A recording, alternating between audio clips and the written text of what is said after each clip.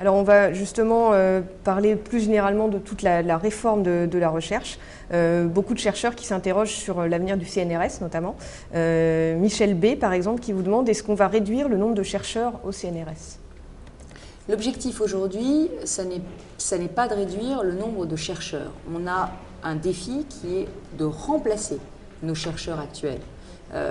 Et c'est un vrai défi parce que ça veut dire attirer des jeunes vers ces métiers de la recherche, avoir un vivier de grande qualité. Donc c'est un vrai défi. Donc notre objectif n'est pas de diminuer notre potentiel de recherche en nombre de chercheurs.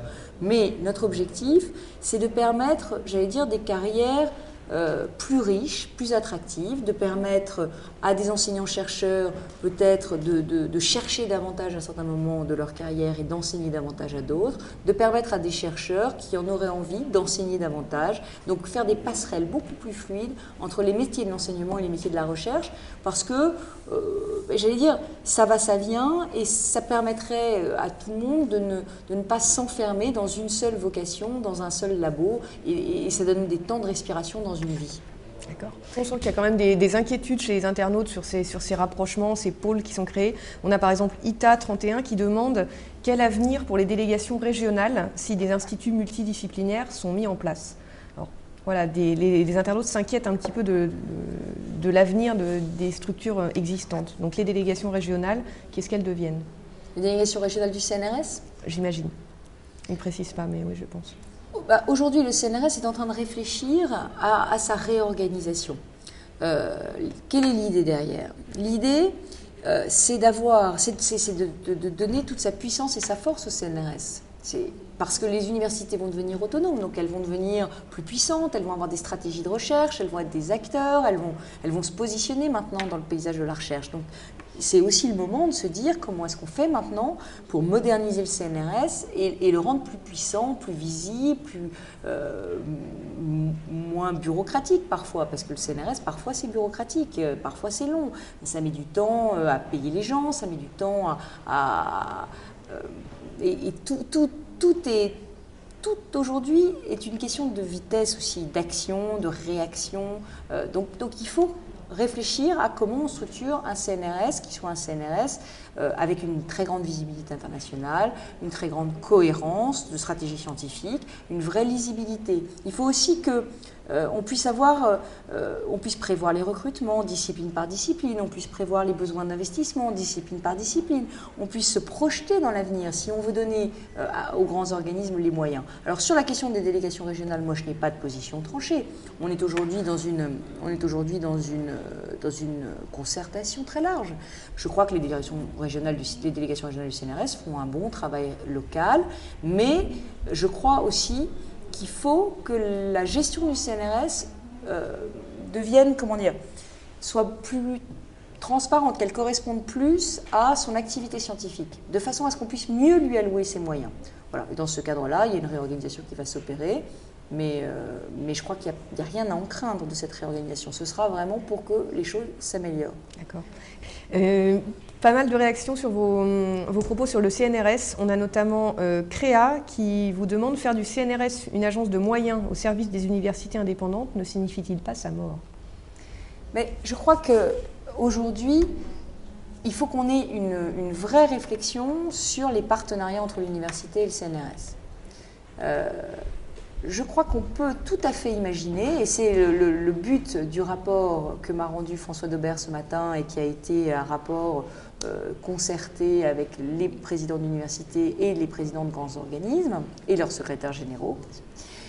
On peut tout à fait imaginer que les unités mixtes, c'est-à-dire les partenariats entre universités et organismes, se développent avec une double tutelle, une tutelle qui soit à la fois une nationale, qui pourrait être la tutelle du CNRS, la tutelle de l'INSERM, ou la tutelle d'un autre organisme, et puis une tutelle locale qui soit la tutelle universitaire. Donc on peut imaginer très bien de conserver à l'avenir des unités mixtes, des collaborations université-CNRS sur les sujets qui sont les plus importants, parce qu'on sait bien que de cette coopération université-CNRS est née,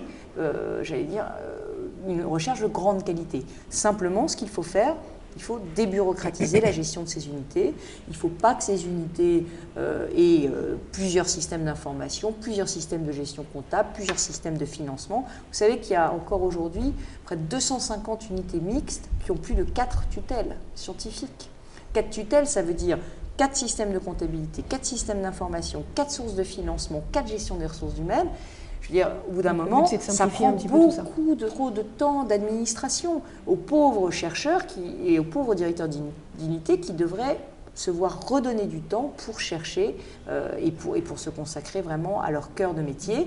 Et j'ajoute que ça prend beaucoup de temps aux administratifs, au personnel support de la recherche, et du temps qui pourrait être beaucoup mieux employé à faire bien d'autres choses. Alors sur le rapport d'Aubert, on a JY2, c'est des pseudos de scientifiques, qui vous dit le CNRS est plus performant que toutes les universités, comme le dit implicitement le rapport d'Aubert. Alors est-ce que vous êtes d'accord avec cette affirmation ? Je crois que c'est la situation actuelle. Et que c'est d'ailleurs pour ça que, comme moi je ne veux pas détruire les choses qui marchent, mais faire marcher les choses qui fonctionnent moins bien, eh bien c'est pour ça que nous donnons l'autonomie aux universités pour qu'elles puissent devenir des vrais acteurs à part entière, qui auront une stratégie de recherche. Le diagnostic sur la recherche universitaire, il est connu depuis de nombreux rapports, et je crois que c'est important. Ce qu'il faut comprendre, c'est que ce n'est pas en se réjouissant de la faiblesse d'un acteur de recherche en France qu'on améliore l'ensemble du système. C'est en réalité, il faut que chacun des maillons de notre système de recherche soit fort. Moi, je veux renforcer les universités. Ça ne veut pas dire que je veux affaiblir le CNRS. Au contraire, je veux renforcer le CNRS aussi.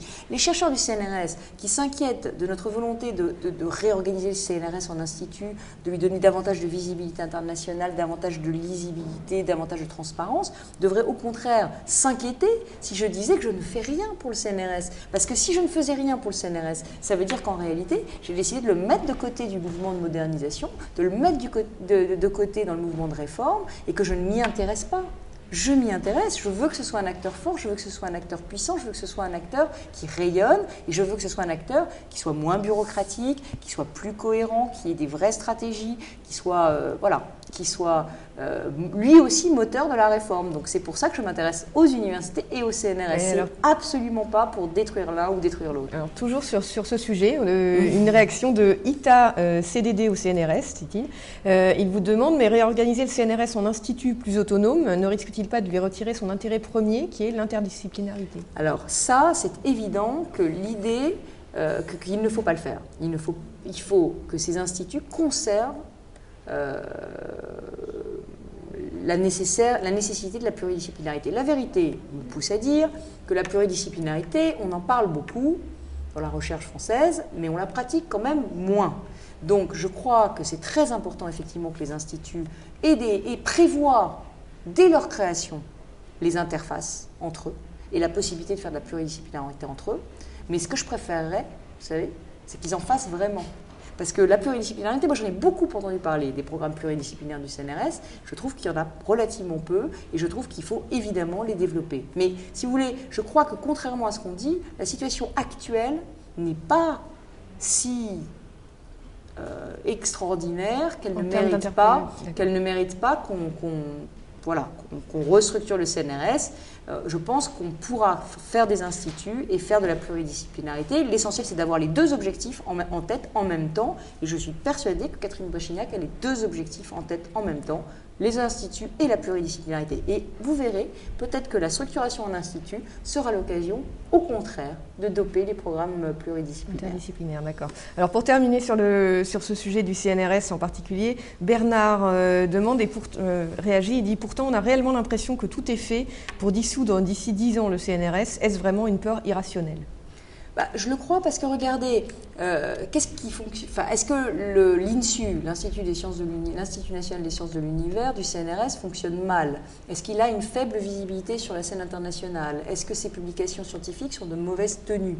L'IN2P3, est-ce que c'est un institut de seconde zone ? Est-ce que c'est un institut qui ne publie pas bien ? Est-ce que c'est un institut qui ne fonctionne pas bien ? Je crois qu'en réalité, si vous regardez, ces deux exemples montrent bien qu'on donnera à toutes les disciplines de recherche du CNRS beaucoup plus de puissance et beaucoup plus de visibilité si on arrive à leur donner une vraie cohérence à la fois scientifique et de gestion. Et ces deux exemples de l'INSU et de l'INDP3 montrent qu'on peut être puissant, fort et à l'intérieur du CNRS. Et structuré en institut. Donc la crainte reste irrationnelle. Non, je crois que c'est normal de se dire, quand on change les choses, de se dire comment ça va changer, dans quel sens on va aller et quel est le sens de cette réforme. Mais le sens de la réforme, c'est vraiment de donner beaucoup plus de visibilité, beaucoup plus de rôle aussi à ces instituts, y compris dans la programmation scientifique de l'Agence nationale de la recherche, puisqu'on en a parlé tout à l'heure.